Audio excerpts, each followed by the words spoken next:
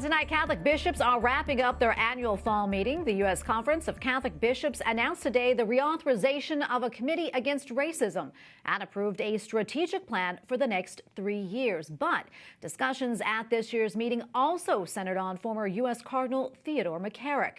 Correspondent Mark Irons reports. Mark? Tracy, just a week removed from the Holy See's release of the report on Theodore McCarrick, all eyes were on this Conference of Bishops to see how they would respond. But in this meeting of around 300 bishops from across the country, there was other business to tend to as well. Today they announced some future plans.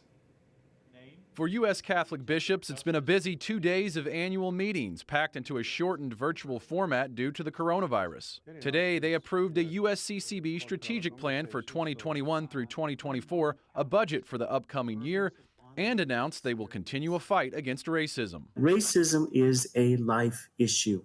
With a vast majority, 194 bishops voted in favor of renewing an ad hoc committee against racism for the next 3 years. Gratitude to you, my brother bishops, for the time and attention you have given to racial justice and healing. These shepherds of the U.S. Church also discussed how to better serve their flock during the pandemic. We established a COVID priest ministry with about 30 priests who all of them were specially trained.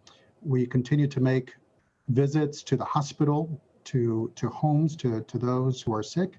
And after the release of the McCarrick report, days before this virtual meeting, the schedule is updated, giving bishops time to discuss ways to combat sex abuse in the church.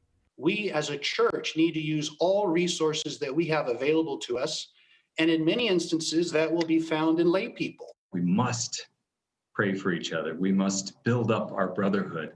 We must correct a brother when we see him doing something that might be wrong. Today, USCCB President Archbishop Jose Gomez announced the creation of a working group to prepare for a Joe Biden presidency.